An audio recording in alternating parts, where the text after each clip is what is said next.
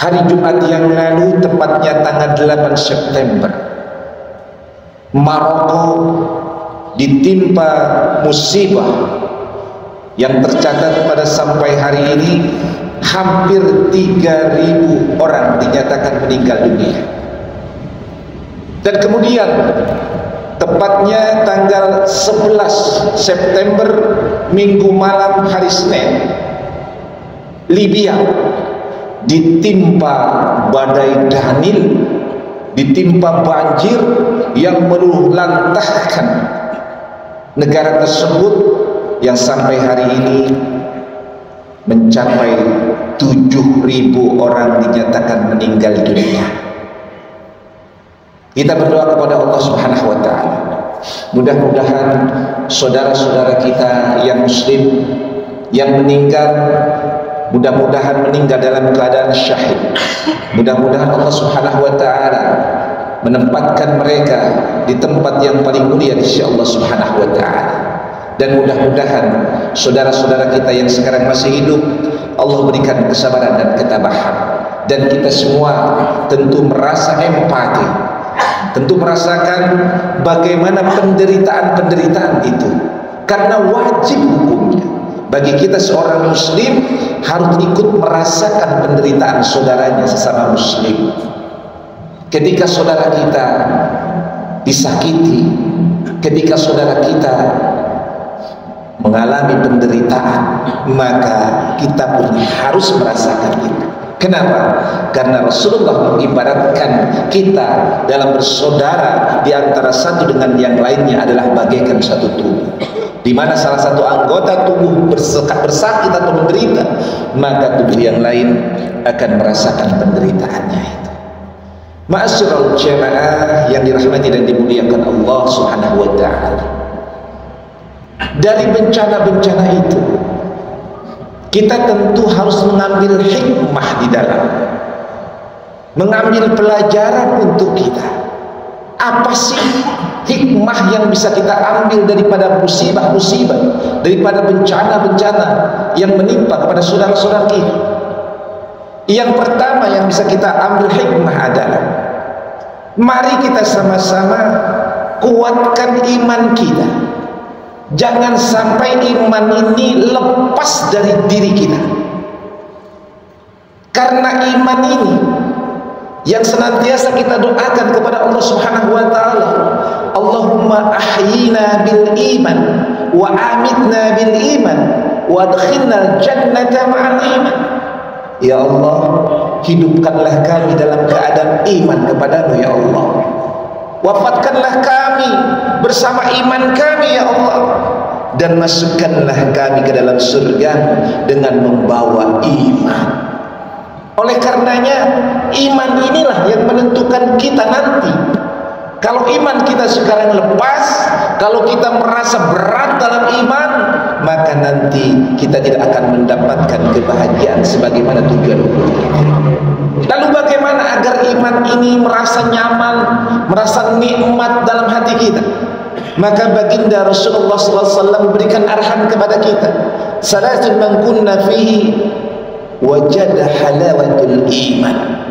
3 perkara yang apabila ketiga perkara ini ada pada diri seseorang, maka dia akan merasakan halawatul iman, nikmat di dalam iman, lezat dia dengan iman ini, nikmat dengan Islam ini.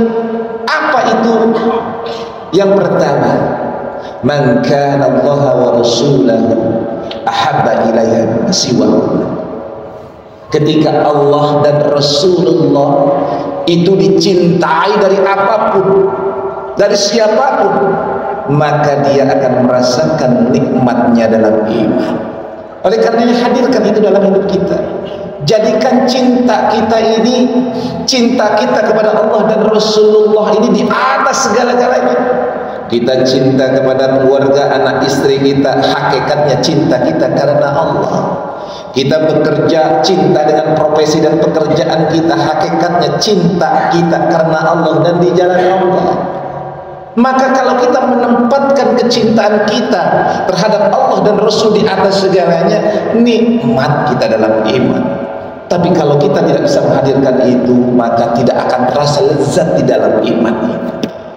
Lalu yang kedua, yang membuat kita nikmat dalam iman ini, bahwa tidaklah kita mencintai seseorang kecuali cinta kita kepadanya itu karena Allah. Kita cinta kepada istri kita, kepada anak kita, kepada apapun, kepada siapapun, maka cinta kita ini adalah karena Allah. Maka nikmat kita dalam iman. Dan yang ketiga adalah bahwa kita benci kembali kepada kekafiran setelah Allah memberikan hidayah iman wal Islam kepada kita, sebagaimana kita bencinya kalau seandainya kita dimasukkan ke dalam neraka. Hadirkan itu. Saya tidak akan lagi, ya Allah, dulu saya pernah berbuat maksiat, ya Allah, dulu saya pernah jatuh pada jurang dosa, ya Allah, maka saya tidak akan mengulang kembali, ya Allah. Saya akan pertahankan iman ini, tidak akan pernah tergadai dalam bentuk apapun. Hadirin yang dirahmati Allah Subhanahu wa taala, yang pertama hikmah yang kita ambil adalah kuatkan iman kita, sehingga ketika musibah itu datang ke tengah-tengah kita, baik yang namanya musibah yang pasti terjadi kematian. Kalau kita dalam kondisi siap di dalam iman, malaikat Israel datang kepada kita, kita tidak akan pernah merasakan sedih dan takut. Ketika musibah gempa apapun bentuknya terjadi pada bangsa negara kita, kita tidak pernah merasa takut. Kenapa? Karena ada iman sebagai jaminan kita untuk berhadapan atau menghadapi Allah Subhanahu wa taala. Kuatkan iman kita dengan berbagai amalia-amalia yang mendekatkan diri kita kepada Allah Subhanahu wa taala. Lalu hikmah yang kedua, mari kita sama-sama perbanyak amal soleh. Jangan pernah melewatkan sekecil pun amal soleh dalam hidup kita ini. Apapun yang kita lakukan harus bernilaikan amal soleh, karena amal soleh inilah yang abadi, yang nanti akan dihadapkan di hadapan Allah Subhanahu wa taala. Perbanyak amal soleh dalam bentuk ibadah-ibadah ritual kita, ibadah sosial kita. Sholat jangan pernah kita tinggalkan, yang sunnah kita laksanakan. Muamalahnya juga, bekerja kita, maka pekerjaan kita harus niatkan karena Allah, niatkan ibadah. Kita berangkat dari rumah ke pekerjaan kita, maka mulai dengan bismillah tawakkaltu ala Allah, niatkan karena Allah. Hakikatnya semua adalah karena Allah. Syariatnya kita bekerja dalam bidang kita masing-masing. Yang tentara jadi tentara, yang polisi jadi polisi, tapi niatkan karena Allah, bukan karena nyari duit, bukan karena materi, tetapi semua karena Allah. Maka ketika musibah itu datang kepada kita, kita tidak akan ada rasa takut, tidak akan rasa sedih, karena kita siap menghadapi malaikat Israel, siap berhadapan dengan Allah Subhanahu wa taala. Dan amal soleh inilah yang menemani kita di alam kubur kita, di alam barzah kita. Dan amal soleh inilah yang nanti akan menjadi hujah kita di hadapan Allah Subhanahu wa taala. Lalu yang ketiga, yang bisa kita ambil hikmah dari musibah adalah kuatkan kesabaran. Sabar itu hakikatnya tidak ada batasnya. Sabar itu para alim ulama membagi dua. Sabar dalam melaksanakan perintah Allah. Sabar kita, sholat sabar, melaksanakan ibadah-ibadah sabar. Kalau sabar artinya laksanakan dengan ikhlas, laksanakan dengan penuh kekhusyuan di dalam. Dan sabar pula dalam rangka ketika kita meninggalkan maksiat kepada Allah. Ini yang berat. Apalagi di zaman yang penuh dengan fitnah ini. Luar biasa, fitnah gampang mudah didapatkan. Mau masuk dari segi mana fitnah itu? Ada di depan mata kita. Dari segi syahwat diumbar sekarang di mana-mana. Dari segi perut sekarang pekerjaan-pekerjaan banyak yang subhan. Bahkan sekarang mencuri secara halus yang namanya korupsi tanpa sadar, suap sogok begitu berkeliaran mudah di mana-mana. Mau masuk pekerjaan nyogok, mau masuk sekolah unggulan nyogok. Ini yang harus kita hati-hati di dalamnya. Oleh karenanya sabar kita menghadapi musibah ini. Ketika kita sabar menghadapi hidup ini, berarti kita tetap istiqomah di dalam siratal mustaqim. Lalu yang ketiga adalah ridho kita.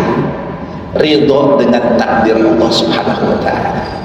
Ya Allah, saya sudah berusaha menjadi seorang ayah yang baik ya Allah. Saya sudah berusaha menjadi sebagai suami yang baik ya Allah. Saya sudah bekerja dengan mati-matian ya Allah, tapi hasilnya hanya segini ya Allah. Hanya cukup untuk makan anak istri saya ya Allah. Maka saya ridho ya Allah, saya sebagai seorang office boy, saya ridho hanya sebagai karyawan ya Allah. Saya ridho dengan takdir-takdir yang sekarang terima ya Allah. Maka kalau kita hadirkan ridha, maka Allah akan menyeru kepada kita nanti, ya ayyatuhan nafsul mutmainnah irji'i ila rabbiki radiyatan mardiyah.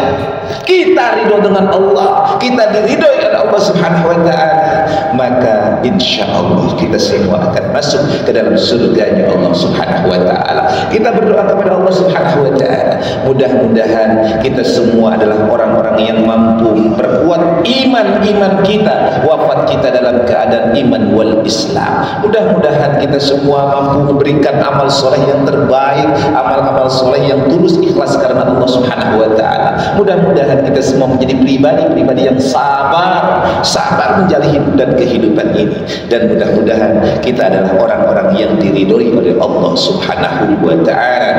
Amin ya rabbal alamin. A'udzu billahi minasyaitonir rajim. Bismillahirrahmanirrahim. Wal 'ashr innal insana lafi khusr illa alladhina amanu wa 'amilus shalihat wa tawassaw bil haqqi wa tawassaw bis sabr. Barakallahu li wa lakum bil Qur'anil 'azim wa nafa'ani wa iyyakum bima fihi minal ayati wa dzikril hakim wa taqabbalallahu minni wa minkum tilawatahu innahu huwal ghafurur rahim. Allah